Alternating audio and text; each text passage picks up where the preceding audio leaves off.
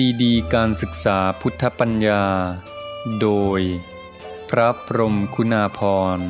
ปอประยุตโตวัดยาณเวศกวันตำบลบางกระทึกอำเภอสามพรานจังหวัดนครปฐมแผ่นที่5การศึกษา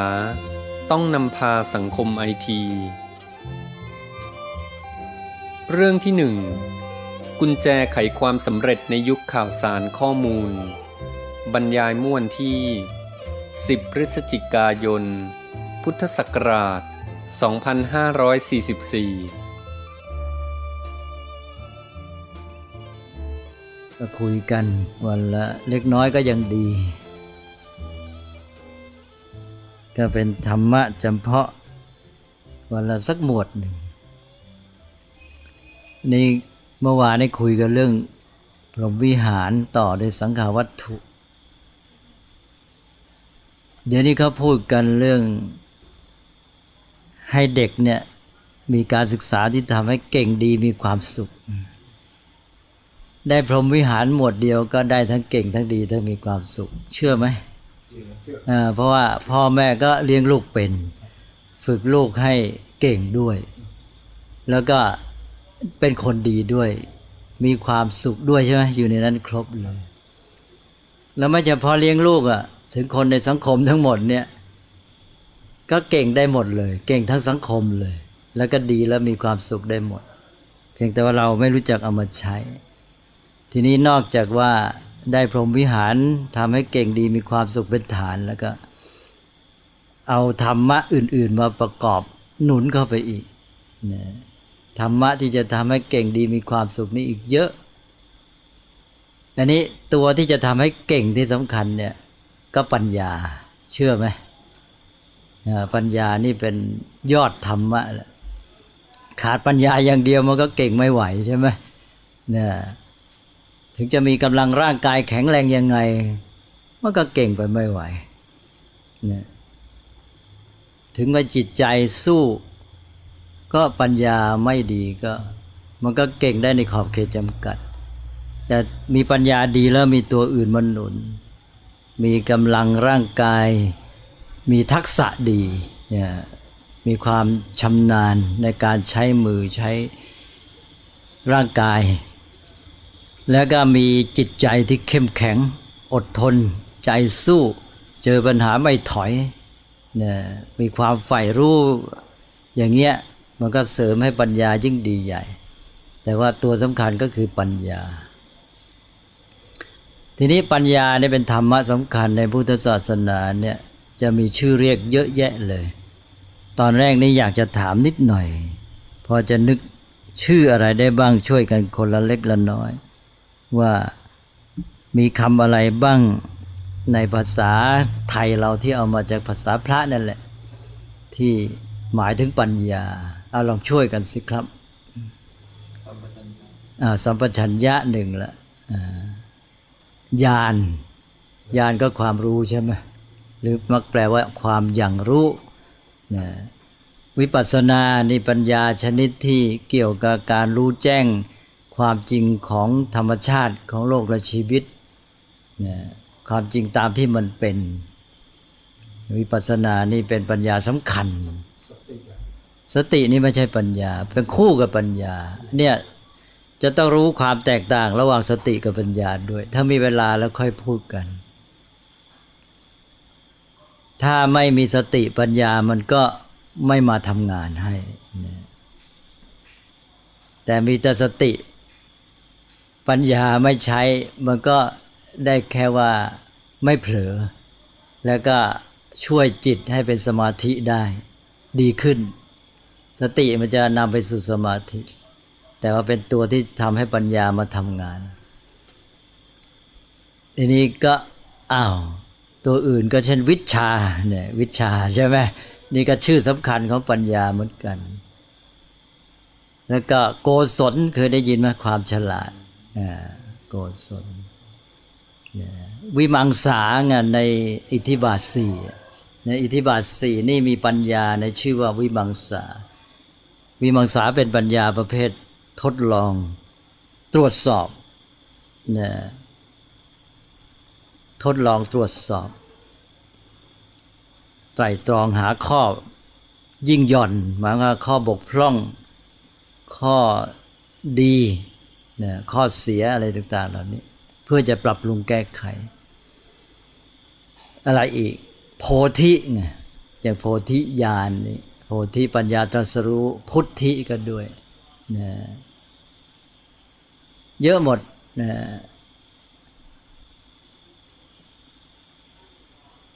นึกอีกได้ไหมฮะสัมมาทิฏฐิต้องมีสัมมานำหน้าสัมมาทิฏฐิก็เป็นปัญญาเป็นปัญญาที่เข้าใจถูกต้องนะก็มีปฏิสัมภิทาอันนี้อาจจะไม่ค่อยได้ยินนะปฏิสัมภิทาแปลว่าปัญญาแตกฉานก็เป็นอันว่าเยอะแหละคำว่าปัญญาเนี่ยใช้ในชื่อหลายอย่างชื่อกลางก็ปัญญาเนี่ยเป็นปัญญาก็ความรู้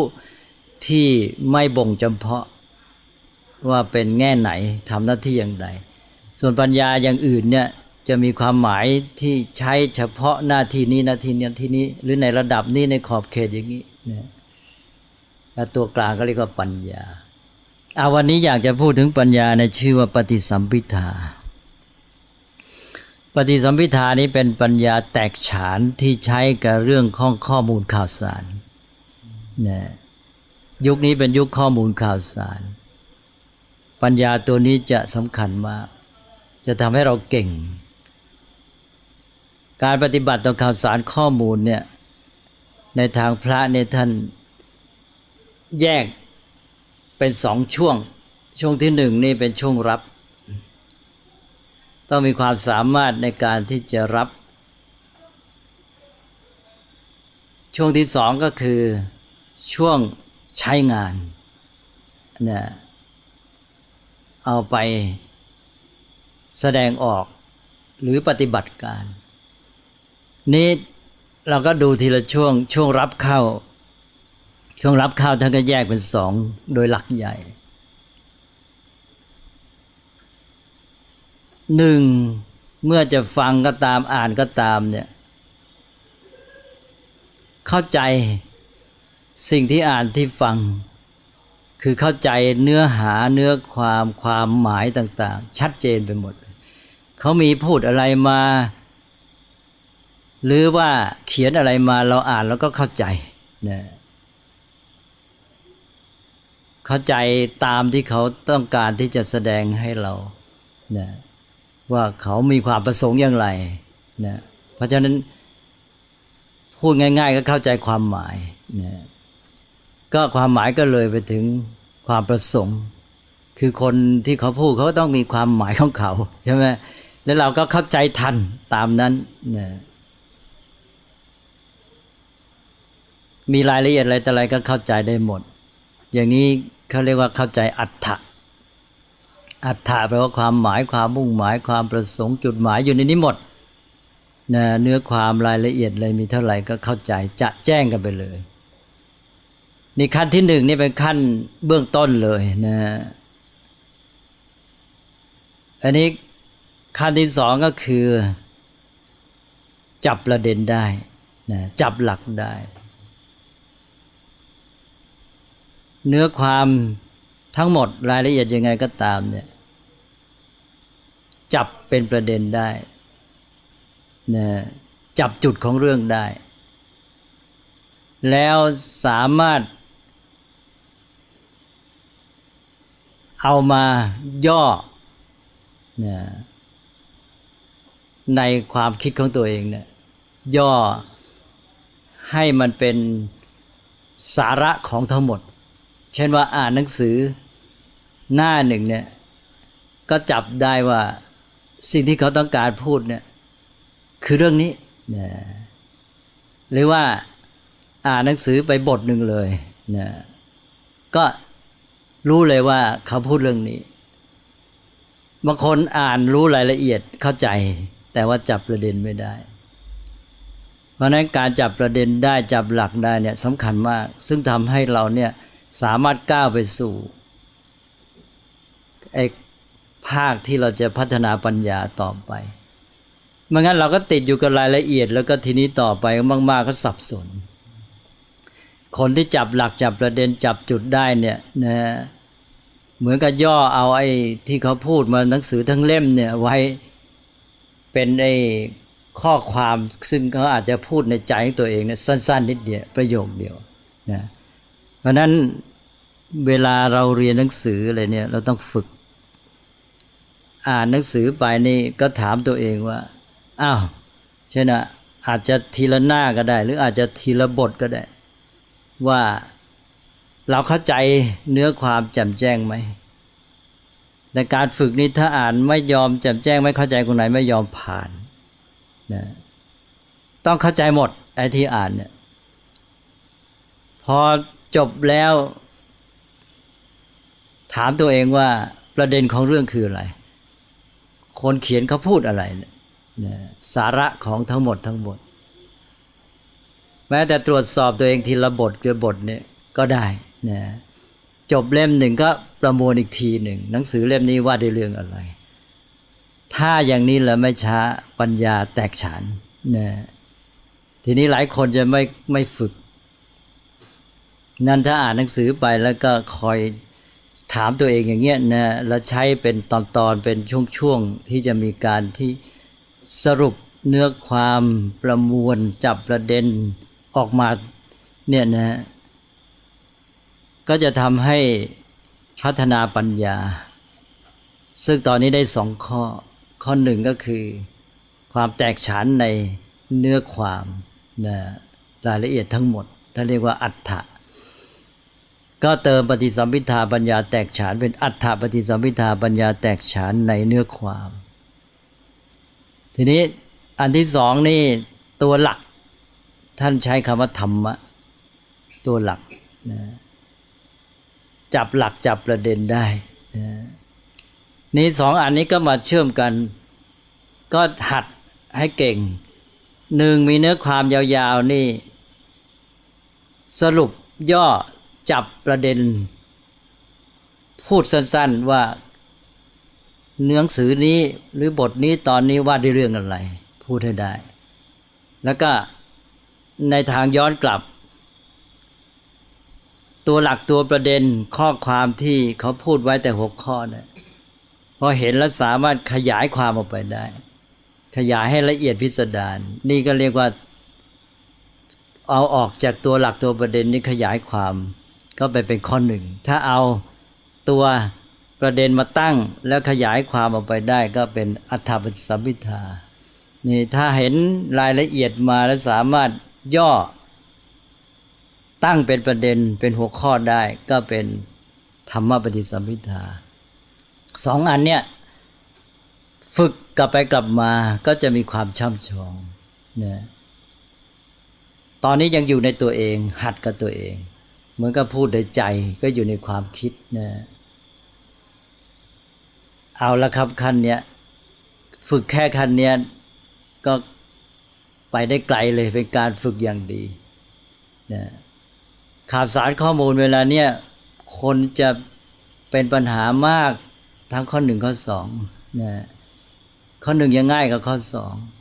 2ฟังกันไปเผลอๆเรื่อยเปื่อยสับสนจับความเนื้อความไม่เข้าใจชัดเจนนะก็เลยเรื่องราวข่าวสารที่เข้ามาก็ไม่มีความชัดเจนก็เก็บสะสมไว้อย่างสับสนแต่ที่อันที่2สำคัญคือมีอะไรเกิดขึ้นในสังคมมีเรื่องราวอะไรจับหลักจับประเด็นไม่ได้เลยเนี่ยไม่รู้ตัวปัญหาอยู่ที่ไหนมีเรื่องราวเอามาวิพากษ์วิจารณ์กันในสังคมเนี่ยไม่รู้ว่าตัวปัญหาคืออะไรเนี่ยเวลานี้เป็นปัญหาอย่างยิ่งเลยแล้วคนจะแก้ปัญหาได้อย่างไรจับประเด็นปัญหาไม่แตกเหมือนอย่างที่เคยยกตัวอย่างที่ว่าผู้หญิงจะบวชเป็นภิกษุณีเนี่ย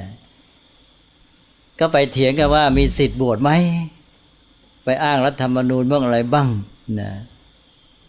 ก็ไม่รู้ว่าไอ้ตัวประเด็นมันอยู่ที่ไหน ไปเถียงทำไมผู้หญิงมีสิทธิ์ไหมผู้หญิงมีสิทธิ์ตลอดกาลใช่ไหมก็พระพุทธเจ้าก็ได้ตกลงบัญญัติวินัยไว้แล้วก็คือการให้สิทธิสิทธินั้นไม่ได้หายไปไหนไม่ได้ยกเลิกเดี๋ยวนี้ก็มีสิทธิตามเดิมแต่ว่ามันมีปัญหาว่าใครมีสิทธิ์ที่จะบวชให้ ไม่ใช่ผู้หญิงมีสิทธิ์บวชหรือไม่นะผู้หญิงมีสิทธิ์บวชแต่ใครมีสิทธิ์บวชให้ผู้หญิงก็เรื่องต่างๆเนี่ยก็ต้องจับให้ได้กับประเด็นปัญหาอยู่ที่ไหนนะก็ต้องฝึกกันก็ต้องพยายามเวลาได้ยินได้ฟังอะไรก็ต้องพิจารณาให้ชัดเจนนะซึ่งจะมีไอ้ตัวคุณสมบัติทางจิตใจใช้ความใฝ่รู้นี่มาช่วยทำให้เราเนี่ยไม่ปล่อยอะไรผ่านไปผิวเผินมีการศึกษาค้นคว้าเอาจริงเอาจังซึ่งจะเป็นตัวสำคัญที่จะทำให้ก้าวไปในการพัฒนาปัญญาก็ทีนี้ภาครับเข้ามาก็เอาแค่นี้ก่อนนะฮะก็โดยทั่วไปก็ใช้แค่2 ข้อเนี่ยนี้ต่อไปก็ภาคใช้งานรับเข้ามาได้ทีนี้ใช้งานเนี่ยมันก็กลับไปช่วยเสริมไอ้ภาครับให้มันยิ่งช่ำชองยิ่งขึ้นช่ำชองและแตกฉานนะก็ข้อที่3ก็มาซึ่งเป็นข้อ1ของช่วงใช้งานคือปัญญาแตกฉานในการใช้ภาษานะต้องมีความสามารถในเชิงภาษาเริ่มตั้งแต่การรู้จักถ้อยคำและใช้ถ้อยคำเป็นนะแล้วก็เอามาพูดเป็นสื่อสารเป็นนั่นเองตอนนี้พูดเป็นสื่อสารเป็นบางคนมีความรู้เยอะแต่สื่อสารไม่เป็นจะพูดให้คนอื่นเข้าใจความต้องการของตนเองพูดไม่ได้ตรงนี้สำคัญนะอย่างน้อยเรามีความต้องการอะไรเราต้องการให้เขาเข้าใจว่าอย่างไรต้องพูดให้เขาเข้าใจได้ตามที่เราต้องการนะถ้าพูดให้เขาต้องการอย่างที่เราต้องการไม่ได้ก็แสดงว่ามีความขัดข้องในเรื่องภาษาพอมีความชำนาญยิ่งขึ้นสามารถเลือกใช้คำที่เหมาะคำที่สื่อให้ได้ความเข้าใจชัดเจนคำที่มีพลังกระชับสละสลวยใช่ไหมซึ่งมันเป็นเรื่องของความที่จะต้องฝึกนะพร้อมกับการที่มีความสังเกตในเรื่องของพวกถ้อยคำเป็นต้นด้วยอันนี้นอกจากว่าสามารถใช้ภาษาพูดให้เขาเข้าใจตามที่ตนต้องการแล้วเนี่ยสามารถชักจูงให้เขาเห็นตามที่ตัวต้องการได้ด้วย2 ขั้นนะขั้นที่1เนี่ยเพียงให้เขาเข้าใจอย่างที่ตัวต้องการให้เขาเข้าใจนี่ก็ยากแล้วล่ะทีนี้ให้เขาเห็นตามอีกทีนี้นะนี่คนที่เก่งๆนี่ต้องการให้เขาเชื่ออย่างตัวพูดเนี่ยนะก็พูดชักจูงไปให้เขาเชื่อตามได้ใช่ไหมอันนี้เป็นความสามารถที่มันเป็นกลางๆใช้ดีก็ได้ไม่ดีก็ได้ใช่ไหมฮะเพราะนั้นจริงต้องมีคุณธรรมประกอบแต่ก็เป็นความสามารถเป็นปัญญาชนิดหนึ่งก็รวมความก็คือเรื่องการใช้ภาษาเป็นเรื่องสำคัญก็ต้องฝึกก็เอาไอ้2 ข้อต้นเนี่ยมาใช้เราก็อธิบายเรื่องราวเป็นแบบเนื้อความเนื้อหาของมันทั้งหมดรายละเอียดต่างๆพูดเข้าไปอธิบายให้ได้อรรถะให้ได้ความหมายให้เขาเข้าใจเข้าใจรายละเอียดต่างๆทีนี้ก็พูดจับประเด็นก็เหมือนกันนะตั้งหัวข้ออะไรต่างๆนี่ไม่ใช่ง่ายใช่ไหมเนี่ยเวลาจะพูดให้เขาฟังเนี่ยนอกจากพูดอธิบายรายละเอียดแล้วเนี่ยสามารถตั้งหัวข้อให้ได้เนี่ยจับประมวลเนื้อความทั้งหมดทั้งตอนทั้งบททั้งเล่มเนี่ยมาตั้งเป็นหัวข้อให้มันสื่อความหมายของ รายละเอียดทั้งหมดให้ได้นะต้องฝึกเหมือนกันบางทีตั้งหัวข้อดีๆเนี่ยหัวข้อสั้นนิดเดียวจะสื่อความหมายได้หมดเลยเรื่องตั้งยาวพูดกันเป็นชั่วโมงใช่ไหมฮะอันนี้ก็ต้องหัดทั้งนั้นแหละเรื่องนี้อันนี้ก็อยู่ในข้อที่เรียกว่านิรุตติปฏิสัมภิทานิรุตแปลว่าภาษานิรุตติศาสตร์ในที่นี้แปลว่านิรุตติปฏิสัมภิทาปัญญาแตกฉานในเชิงภาษาในการใช้ภาษาสื่อสารก็ต้องฝึกก็ขั้นนี้ก็ดีแล้วนะฮะอย่างเวลาเราเรียนหนังสือแล้วก็หัดติวให้เพื่อนบ้างอะไรบ้างเนี่ยคนที่ติวให้เขาเนี่ยไม่ใช่ว่าเพื่อนได้นะตัวเองได้มากกว่าเพื่อนอีก จะเกิดความช่ำชองนะพวกความรู้นี่มันเป็นประเภทอริยทรัพย์ภายในยิ่งใช้ยิ่งเพิ่มใช้แล้วไม่หมดใช้แล้วไม่สิ้นเปลือง ใช้แล้วยิ่งเพิ่มนะอันนี้ก็ข้อข้อหนึ่งของภาคที่สองต่อไปก็ขั้นต่อไปอันหนึ่งก็คือการนำเอาข้อมูลความรู้ความคิดของตัวเองที่มีอยู่เนี่ยมาเชื่อมโยงสร้างความรู้ความเห็นใหม่นะอันนี้สำคัญเลยเอามาใช้ประโยชน์ได้จริงกับขั้นเนี่ยใช้ภาคปฏิบัติการเมื่อกี้แค่พูดคราวนี้เอามาใช้งานเลยแก้ปัญหาหรือคิดสร้างสรรค์เรื่องใหม่ๆจะทำการใหม่ๆมีความคิดริเริ่มใช่ไหมก็เรียกว่าสร้างความอย่างรู้อย่างเห็นใหม่ได้พวกมีวิสัยทัศน์อะไรต่างๆเหล่านี้นะหรือพวกนักคิดประดิษฐ์อะไรพวกนี้ก็ต้องอาศัยข้อที่สี่อันนี้อยู่ที่ความสามารถเชื่อมโยงข้อมูลความรู้นี่บางคนมีความรู้เยอะนะเรียนมาก็มากมายแต่ว่าเอามาใช้ไม่เป็นเอามาประยุกต์แก้ปัญหาไม่ได้เอามาใช้งานสร้างสรรค์สิ่งใหม่ๆไม่ได้คิดริเริ่มไม่เป็นใช่ไหมถ้ากลายเป็นความรู้มันก็อยู่อย่างนั้นอ่ะก็เหมือนกับเป็นวัตถุดิบ แต่มาเอามาผลิตไม่ได้นะมันต้องสามารถผลิตได้ด้วยนะก็เลยกลายเป็นว่ามีขอบเขตจำกัดขีดจำกัดของตัวเอง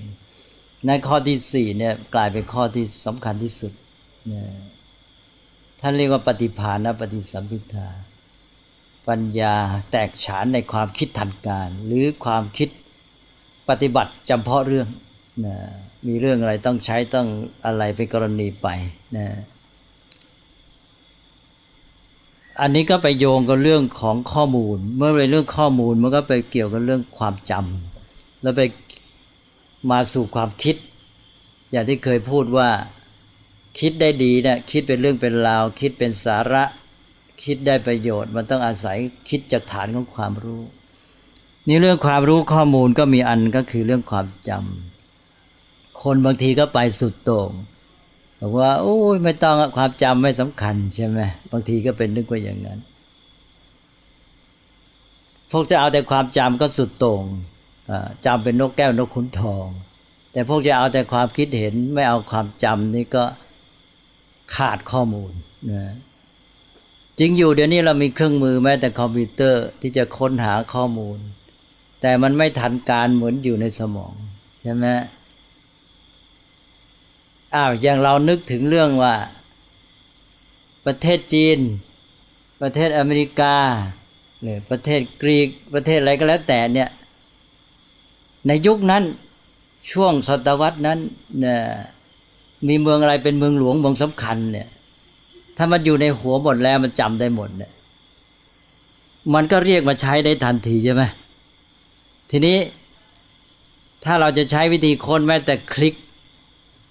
ในคอมพิวเตอร์เนี่ยถ้าไปค้นจีนทีหนึ่งนะยุคนั้นมีอะไรบางออกมาได้จีนมาแต่ไปค้นกรีกทีไงนะไปค้นประเทศโน้นประเทศนี้มาอินเดียทีหนึ่งอะไรเงี้ยเสร็จแล้วคนก็จับได้เฉพาะจุดเผลอไปไอ้จุดนี้ไม่ได้กลับไปเอาใหม่อีกใช่ไหมโยงด้านได้ทีเดียวทีละคู่แทนที่จะได้หมด ไอ้คนที่มันจำไว้ได้หมดนี่มันข้อมูลนี่มันมีอย่างอินเดียก็รู้ช่วงนั้นเมืองอะไรเป็นเมืองหลวงใช่ไหมยุคไหนอินจีนก็รู้เนี่ยเมืองลกเอียงเมืองเชียงอ่านอะไรอย่างงี้ใช่ไหมรู้หมดนะแล้วก็กรีกก็รู้อย่างเงี้ยก็มันอยู่ในนี้แล้วมันพร้อมมันก็เรียกใช้ได้เทียบเคียงอะไรโยงกันพร้อมเลยดังนั้นความรู้ที่มันพร้อมทีเดียวเนี่ยมันต้องอาศัยความจำเหมือนกันนั่นก็อย่าไปดูถูกความจำเป็นแต่เพียงว่าไม่รู้จักเอาข้อมูลความจำมาใช้เท่านั้นเองสักแต่ว่าจำนะถ้าดีก็ได้ทั้งจำด้วยทั้งคิดก็เก่งด้วยใช่ไหมพอคิดเก่งก็โยงข้อมูลที่มีในความจำเนี่ยเอามาสร้างความรู้ใหม่ได้เอามาใช้งานอะไรต่างๆได้นะอันนั้นก็ตอนนี้ก็เป็นขั้นที่ว่ามาถึงปฏิภาณปฏิสัมภิทาก็คือโยงเชื่อมโยงข้อมูลคนที่เชื่อมโยงข้อมูลสร้างความคิดใหม่ได้ก็จะเป็นผู้ที่ทำให้เกิดการพัฒนาในอารยธรรมเนี่ยตั้งต้นแต่ความคิดที่เริ่มบางคนนี่อ่านหนังสือทั้งเล่มจบไปหนึ่งก็ไม่เข้าใจตลอดนะคนที่หนึ่งนะไม่เข้าใจบ้างไม่เข้าใจบ้างคนที่สองเอาเข้าใจเรื่องตลอดแต่เข้าใจแล้วกันแล้วไปก็ไม่ได้ความคิดอะไรอีกคนหนึ่งก็เข้าใจตลอดแล้วก็จับประเด็นได้ว่าหนังสือเรื่องนี้พูดถึงเรื่องอะไรคนที่สามนี่ไม่ใช่เข้าใจและจับประเด็นได้ว่ามีเรื่องอะไรพูดถึงอะไรเท่านั้นมันมีความคิดเช่นจินตนาการในการอ่านเนี่ยมันมีการกระตุ้นทำให้คิดโน่นคิดนี่เชื่อมโยงไปเรื่อยเลยข้อมูลความรู้ของตัวเองที่มีอยู่มากระทบกับไอ้ความรู้ใหม่ที่ได้อ่านนี่สร้างเป็นความคิดใหม่ๆเยอะเลยนะกว่าจะอ่านตลอดเล่มนี่ได้ความคิดใหม่เยอะแยะเลยนะก็เคยพูดว่าอาจจะอ่านหนังสือเล่มเดียวเนี่ยแต่งหนังสือได้ใหม่10 เล่มนะใช่ไหมอันนี้คือพวกเนี่ยพวกปฏิภาณและปฏิสัมภิทานี่ก็พวกนี้ที่ต้องการที่จะได้ประโยชน์แท้จริงดังนั้นก็เลยกลายไปว่าจากข้อมูลความรู้อันเดียวกันก็เลยคนก็ได้ไม่เท่ากันนะก็อันที่สี่เนี่ยปฏิภาณและปฏิสัมภิทาไปอันว่าก็คือการที่สามารถเชื่อมโยงข้อมูลความรู้ความคิดมาสร้างเป็นความคิดความอย่างรู้ใหม่นะถ้าได้อันที่สี่นี่ก็เรียกว่าอยู่ในโลกของการสื่อสารหรือว่าสามารถปฏิบัติต่อพวกข่าวสารข้อมูลได้อย่างดีนะก็อย่างน้อยก็ใช้เป็นหลักตรวจสอบตัวเองว่าเรามีความสามารถในการที่จะรับมือกับพวกข่าวสารข้อมูลแค่ไหนถามตั้งแต่ข้อที่หนึ่งเลยหนึ่งเราฟังเราอ่านได้สัมผัสกับข่าวสารข้อมูลต่างๆเนี่ยเรามีความรู้ความเข้าใจทั่วถึงชัดเจนเพียงพอไหมใช่ไหมหรืออย่างน้อยเรื่องอะไรเข้ามาเนี่ยมีความชัดเจนเข้าใจดีไหมแม้แต่ความใส่ใจที่จะทำความเข้าใจให้ชัดเจนนะสองก็คือว่าเหนือจากนั้นก็คือจับประเด็นได้ไหมรู้จุดของเรื่องไหมนะแล้วก็สามก็ต่อไปก็เอาไปเล่าไปบอกกล่าวไปพูดให้คนอื่นฟังไปสื่อสารไปแนะนำบอกเขาได้ไหมใช่ไหมบอกให้เขาเข้าใจอย่างที่เราต้องการหรือแม้แต่ให้เขาเห็นตามที่เราต้องการนะแล้วก็สี่ก็คือเอามาใช้ประโยชน์ในการที่แก้ปัญหาแล้วก็ทำการสร้างสรรค์สิ่งใหม่ๆได้หรือเปล่านะก็รวมแล้วก็4ข้อที่1เรียกว่าอัฏฐปฏิสัมภิทาปัญญาแตกฉานในเนื้อความ2ก็ธรรมปฏิสัมภิทาปัญญาแตกฉานในตัวหลักนะ3ก็ นิรุตติปฏิสัมภิทาปัญญาแตกฉานในเชิงนิรุตคือภาษาการสื่อสารแล้วก็สี่ปฏิภาณปฏิสัมภิทาปัญญาแตกฉานในความคิดทันการหรือในการคิดให้ใช้งานได้จำเพาะในแต่กรณีได้สำเร็จนะเฉพาะเรื่องเนี่ยก็จบวันนี้ก็เลยสั้นนิดเดียวนะฮะเนี่ยเด็กๆเด็กๆสอนไว้แล้วจะรับมือกับยุคข่าวสารข้อมูลได้ดีนะถ้าไม่มีหลักแล้วก็เลื่อยเปื่อยผู้เรียนเนี่ยได้ประโยชน์มากอันนี้เอาไปใช้เถอะนะก็การตรวจสอบตัวเองเนี่ยมันเป็นการฝึกก็เรามีหลักแล้วเราก็ไปตรวจสอบเอาหลักนี้มาใช้ตรวจสอบตัวเองแล้วเราก็จะได้การฝึกตนพัฒนาไปเรื่อยๆนี่หลายคนก็อยากฝึกตนแต่ไม่มีหลักที่จะฝึกบางคนได้หลักแต่ไม่รู้จักฝึกตัวเองจะไม่มีความใฝ่ใจที่จะไปใช้ฝึกตัวเองมันต้องได้ทั้งคู่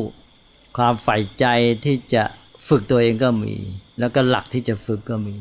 พอได้อันนี้ไปก็เอาเลยอ่านไปถามตัวเองเข้าใจไหมตลอดเนี่ยนะอย่างเราเรียนภาษาอังกฤษเนี่ยคนที่เขาตั้งใจเรียนจริงๆเนี่ยเขาไม่ยอมผ่านเลยถ้าไม่มีอะไรไม่เข้าใจแต่ว่าถ้ามันมากๆเข้าอาจจะต้องยอมแต่มันจะต้องมีกำหนดไว้อันหนึ่งหนังสือไหนที่เราจะเอาจริงแล้วเราต้องบอกว่าต้องเข้าใจทั้งหมดตลอดไม่ติดตรงไหนยังไม่เข้าใจไม่ยอมผ่านสู้มันเต็มที่เลยนะหาทางค้นไม่ได้ถามอะไรต่างๆแล้วเนี่ยจนกว่าจะเข้าใจมันชัดไปเลยนะให้มันหมดสิ้นถ้ามันหมดทางจริงๆบอกฝากไว้ก่อนนะฝากไว้ก่อนแล้วก็ไปต่อไปนะแล้วก็หมายไว้ว่าตรงนี้ยังติดอยู่นะแล้วต่อไปมันจะย้อนกลับมาเข้าใจอันนี้เรียกว่าอัฏฐปฏิสัมภิทาต้องให้ได้ชัดเจนไปเลยผ่านที่ไหนแล้วก็อย่างที่ว่าพอจบบทจบตอนจบเล่มหรือเรียนอะไรเนี่ยจบบทเรียนจบการบรรยายต้องถามตัวเองว่าวันนี้อาจารย์พูดนี่ประเด็นอยู่ที่ไหนตัวเรื่องคืออะไรนะหรือบทนั้นว่าได้เรื่องอะไรให้ตอบให้สั้นที่สุดจับความนะถ้าได้อันนี้นะง่ายเลยทีนี้เวลาจะทวนสอบอะไรเนี่ยเอาแต่หัวข้อปั๊บเดียวแหละไม่ต้องไปจำเยอะ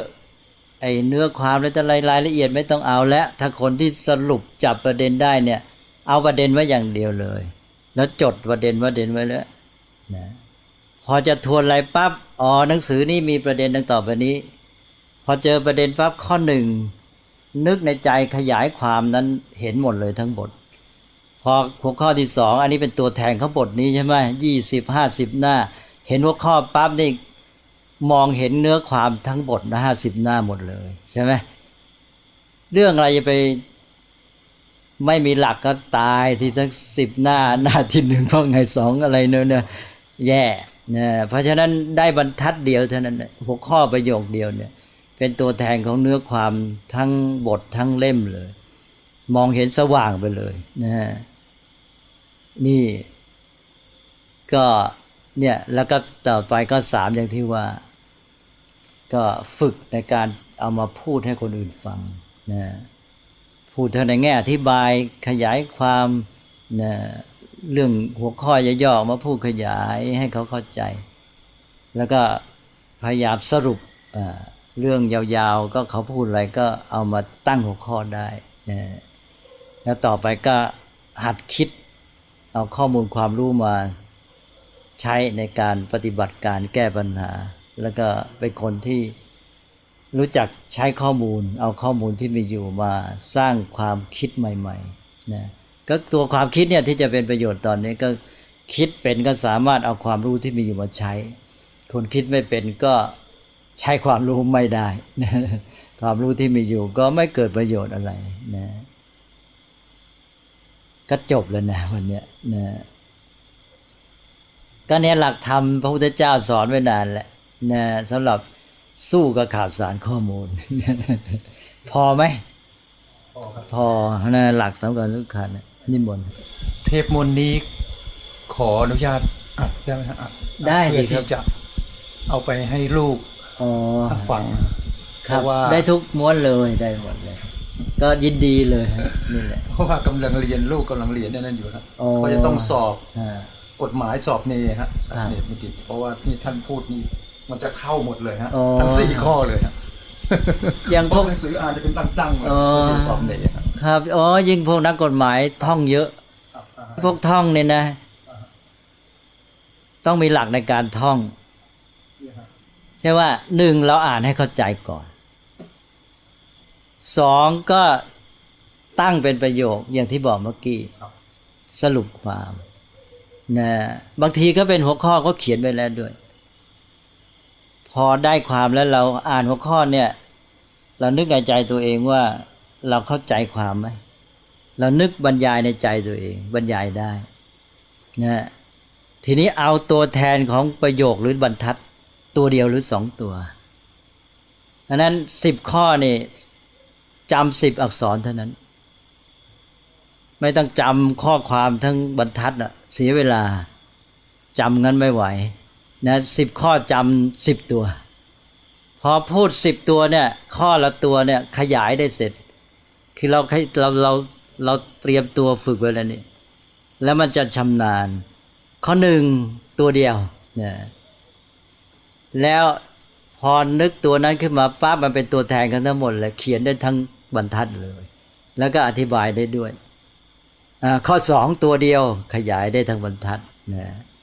นี่คือวิธีจำอย่างหนึ่งนะใช้วิธีตัวแทนแล้วก็เอาไปว่าข้อละ1ตัวพอแต่ต้องลองดูก่อนนะพอจำไว้10ข้อก็10ตัวเสร็จแล้วก็นึกในใจอ้าวตัวที่1เขียนเป็นประโยคได้2ประโยคได้นี้เวลาสอบแล้วก็แค่นี้ไม่ต้องมาเสียเวลาทวนกันยาวนานนะเพราะนั้นหนังสือทั้งเล่มนี่ทวนกันเดี๋ยวจบจากคนที่เตรียมไว้อย่างนี้แล้วนะ ก็มันถึงไงมันก็หลีกเลี่ยงเรื่องความจำไม่พ้นหรอกจะบอกความจำไม่สำคัญมันมีความสำคัญคนเราไม่มีความจำมันอยู่ได้ยังไงใช่ไหมนะแต่ว่าทำไงจะให้ความจำเนี่ยมันเป็นประโยชน์ใช้เป็นคนที่มีข้อมูลที่เก็บสะสมไว้แหล่งใหญ่ดีๆมันก็ยิ่งดีสิใช่ไหมมีข้อมูลเยอะ เนี่ยแต่ว่าต้องใช้ข้อมูลเป็นอย่างเรียนภาษาอังกฤษนี่ก็ต้องให้ได้ครบเวลา1สะกดตัวได้ไหมบางคนสะกดก็ไม่ได้เนี่ย2ออกเสียงก็ไม่ได้สนใจไม่ได้ดูเวลาเจอคำนี่เขาออกเสียงยังไงใช่ไหมไม่สังเกตแล้วก็ไม่ตั้งใจนะแล้วก็ความหมายใช่ไหมความหมายนั่นก็ต้องหัดภาษาของเขาต้องหัดใช้ dictionary ของเขาตอนแรกก็ใช้ dictionary ไทยอังกฤษไทยก่อนใช่ไหมแต่พร้อมกันต้องฝึกใช้ dictionary อังกฤษไปอังกฤษเพราะเขาอธิบายภาษาของเขานะก็เอา dictionary อังกฤษไทยมาประกอบไว้แต่ว่าต้องพยายามอ่านอังกฤษไปอังกฤษจนกระทั่งบางคนนี่อ่าน dictionary เป็นหนังสืออ่านประจำไปเลยนะเอา dictionary มาอ่านเล่น ก็เอาไอ้พวกดิกที่มันง่ายๆก่อนพวก advanced learner อะไรพวกนี้อธิบายเป็นข้อความคือดิกมันมีหลายแบบใช่ไหมบางอย่างมาอธิบายคำต่อคำเหมือนเกิดคล้ายๆเอาซีโนนิมมาให้แต่ดิกบางชนิดมาอธิบายเป็นข้อความเป็นประโยคนะเราก็หัดเอาประเภทอธิบายเป็นข้อความเป็นประโยคอะไรเนี้ยมาบางทีมีตัวอย่างให้ด้วยนะแต่ยิ่งจะไปหัดใช้หัดเขียนเลยอย่างน้อยเวลาอ่านเจอคำใหม่ปั๊บหลับตาหรือมองไปทางอื่นนึกในใจเลยสะกดอย่างนี้ปั๊บนะไม่ต้องเขียนนะเสียเวลาแต่ถ้าเขียนได้ยิ่งดีแต่ทีนี้ว่าเราไม่สามารถไปเขียนได้เรื่อยเพราะเราจะอ่านเยอะๆ เพียงแต่ว่าเราเจอคำใหม่แล้วก็เพียงเหลือบตาไปที่อื่นนิดแล้วก็นึกในใจสะกดดูนิดๆปั๊บเดี๋ยวกันมั่นใจว่าได้แหละนะแล้วก็ค้นความหมายไปให้เข้าใจให้ชัดแล้วก็จะเบื่อในการค้นดิกอ้าวคำนี้เพิ่งเจอไปเมื่อหน้าที่แล้วลืมอีกแล้วนะอ้าวเปิดดิกใหม่นะเดี๋ยวมันก็ได้เองนะก็ต้องมีความเพียรแล้วก็ออกเสียงก็ต้องดูว่าเขาออกเสียงยังไงนะมีตัวเน้น intonation stress ที่ไหนอะไรเงี้ยนะภาษาอังกฤษนี่บางทีมันใช้เป็น noun เป็น adjective คำเดียวกันมันเน้นคนละที่ออกเสียงคนละอย่างเหมือนกับอย่าง economy economic เนี่ยนี่เน้นคนละที่แหละใช่ไหม relation relative เราไม่รู้เราก็อ่าน relation เราก็อ่าน relative ใช่ไหมเปล่าไม่ใช่ relative เนี่ย relation แต่ว่า relative อะไรงี้เป็นต้นนะก็ต้องสังเกตแต่ว่าเราจะเหมือนเจ้าของภาษาก็คงยากนะก็เอาพอให้มันจับจุดได้ถูกนี่ก็เป็นเรื่องของการหาข้อมูลมาแล้วได้ข้อมูลอย่างเรียกว่าครบถ้วนเวลาเอาข้อมูลก็ต้องพยายามให้ได้ครบข้อมูลที่ครบถ้วนสมบูรณ์ของมันเท่าที่จะได้นะก็เอาหลักเนี่ยปฏิสัมภิทา4เนี่ยใช้พระอรหันต์ที่เก่งอย่างพระสารีบุตรเนี่ยท่านก็คือผู้ที่มีปฏิสัมภิทา4นะปัญญาแตกฉานใน4ข้อนี้ก็จะไปพูดจาสั่งสอนอะไรต่างๆมันก็ได้ผลมีอะไรสงสัยไหมฮะวันนี้บอกว่าสั้นก็คงจะสั้นจริงๆเอาไปใช้ในการเรียนด้วยนะท่านอิทธิวโรครับว่าไงจะถามอะไรนิมนต์ผมยังเอาไปใช้ในความคิดใหม่ๆไม่ค่อยได้อะครับศึกษาแล้วเข้าใจแล้วจับประเด็นได้แล้วแต่ยังเอาไปใช้ที่จะเกิดสิ่งใหม่ๆไม่ค่อยได้เท่าไหร่ครับก็ต้องเจอแบบฝึกหัดบ่อยๆก็คือการจะใช้งานเนี่ยมักใช้กับปัญหาถ้าไม่มีปัญหาโดยตรงก็ตั้งคำถามใช่ไหม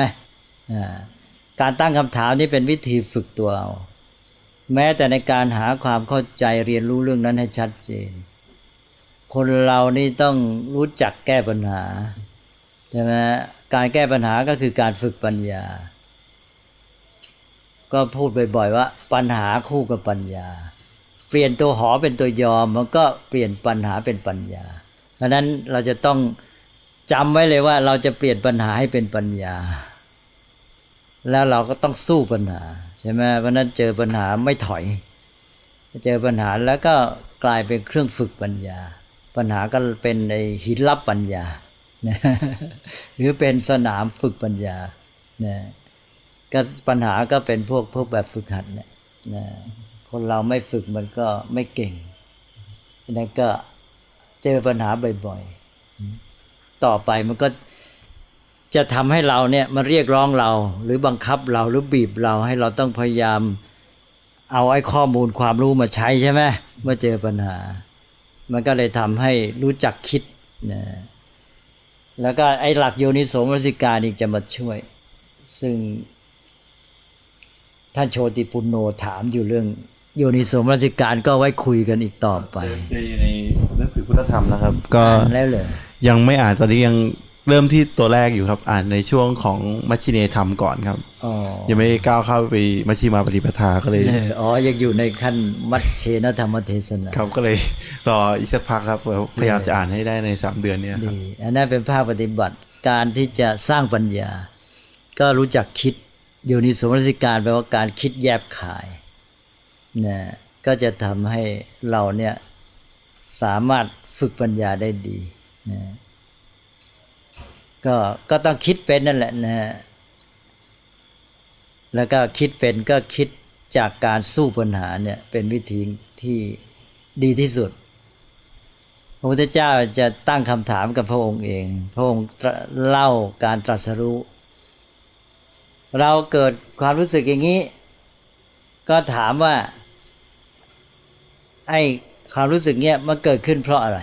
นะมีอะไรก่อนแล้วอันนี้จึงมีแล้วก็สืบค้นไปโดยอันนี้กระบวนการของการสืบสาวเหตุปัจจัยก็เกิดขึ้นนะทีนี้คนที่จะมาสร้างไอ้ความรู้ความคิดใหม่เนี่ยก็ต้องใช้กระบวนการของเหตุปัจจัย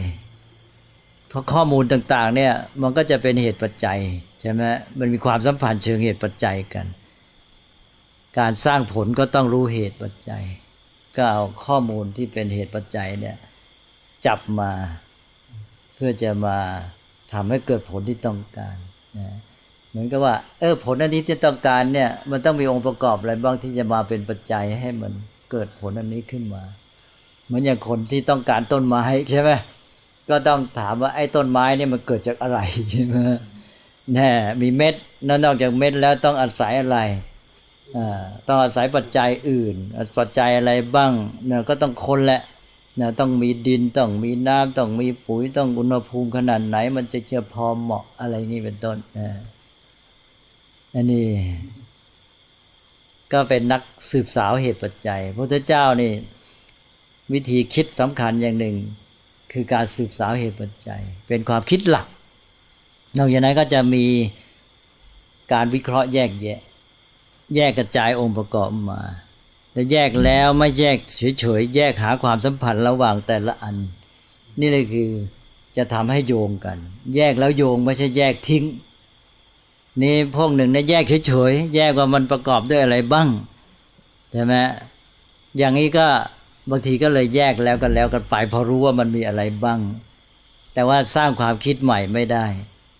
นี่พวกที่สร้างความคิดใหม่ต้องโยงเป็นใช่ว่าไอ้ตัวนี้มันสัมพันธ์กับตัวนี้พอว่ามันสัมพันธ์กันอย่างนี้มันก็เลยรู้ว่าต้องทำหน้าที่อะไรใช่ไหมเจ้าตัวนี้ทำหน้าที่อะไรมันก็โยงไปหามันเป็นองค์รวมที่เขาเรียกองค์รวมหรือผลทั้งหมดเนี่ยที่เกิดเป็นอย่างนี้มีองค์ประกอบอันนี้องค์ประกอบแต่ละอันก็คือเป็นปัจจัยมาร่วมกันไปโยงกับอันนั้นโดยมาทำหน้าที่อย่างนี้ในระบบของทั้งหมดแล้วก็ความคิดนี้ก็เรียกว่าทั้งแยกทั้งโยงมองเห็นความสัมพันธ์ระหว่างองค์ประกอบต่างๆก็กลายเป็นระบบไปในความคิดเชิงระบบเขาเรียกความคิดเชิงระบบก็เวลาเราเริ่มไปแล้วเนี่ยต่อไปมันจะชินมันก็ความคิดมันก็แล่นเดินไปเพราะมันคล้ายๆเป็นนิสัยเหมือนกันจิตมันก็เกิดเป็นนิสัยขึ้นมานี้การเดินความคิดก็คือโยนิโสมนสิการมันก็ทำให้เกิดปัญญาขึ้นมายาวอีกแล้วไงใช่ไหมฮะมีอะไรสงสัยไหมฮะมีก็ถามก็ท่านอิทธิวโรเนี่ยตอนนี้กำลังเรียนก็เอาไปใช้แต่ก็ใช้ได้ทุกคนเลยนะมันเป็นเรื่องสำหรับชีวิตการอยู่ในโลกแล้วก็ทุกคนก็ต้องพัฒนาปัญญาของตัวเองก็ถ้าไม่มีอะไรวันนี้ก็คงจะคุยกันเท่านี้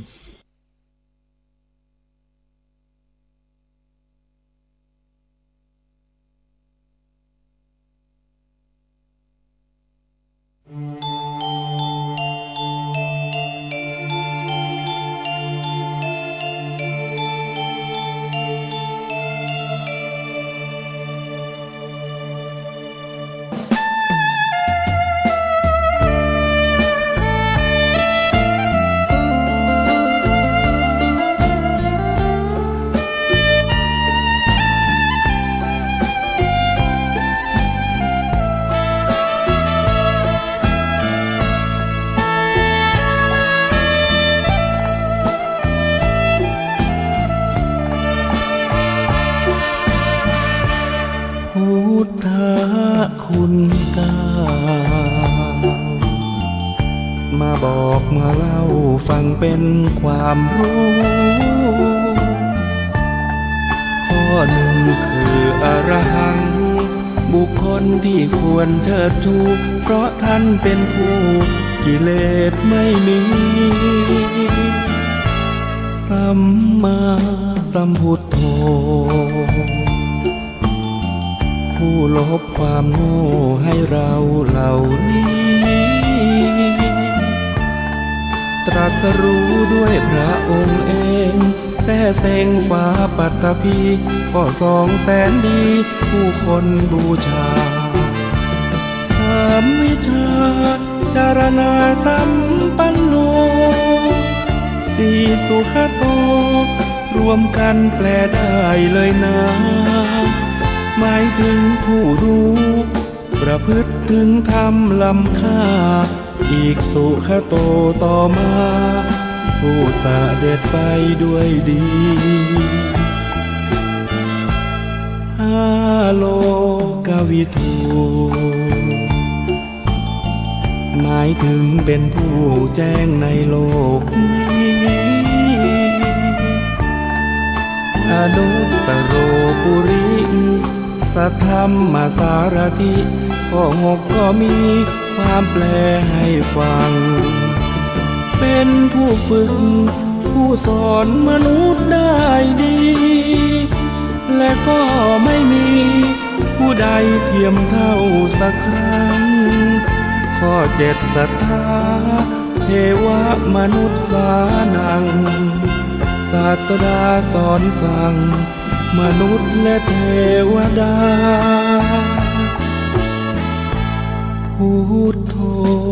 นี้ข้อ8ผู้หลีกแก้ไขปัญหา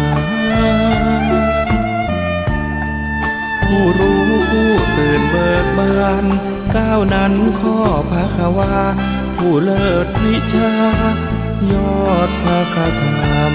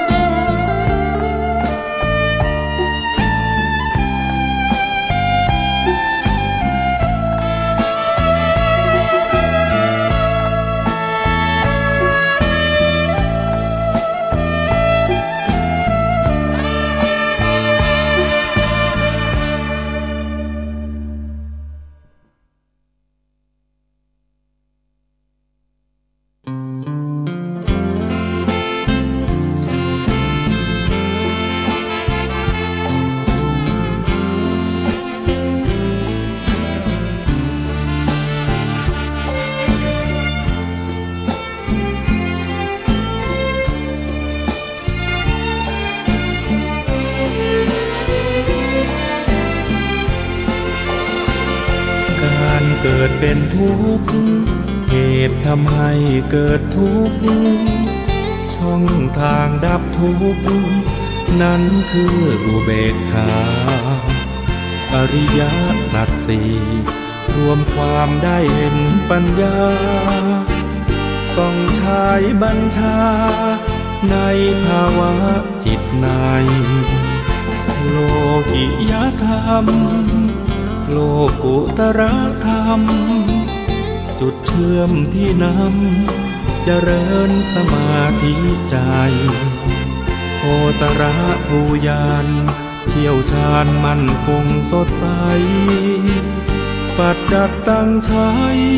อธิบายถ่ายทอดให้เห็นโคตระภูยานสิ่งที่พระองค์ทรงรู้แต่ไอสไตล์ไม่รู้เหมือนมองไม่เป็นวิทยาศาสตร์ไม่อาจพิสูจน์ประเด็นพระองค์ทรงเห็น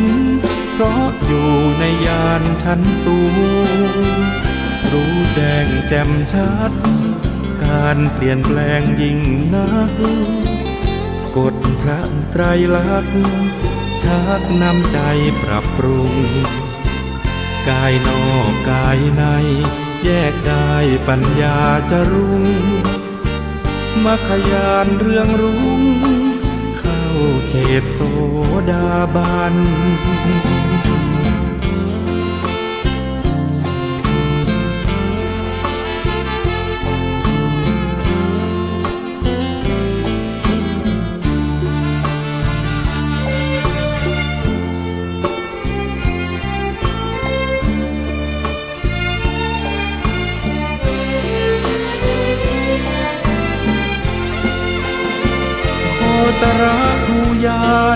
สิ่งที่พระองค์ทรงรู้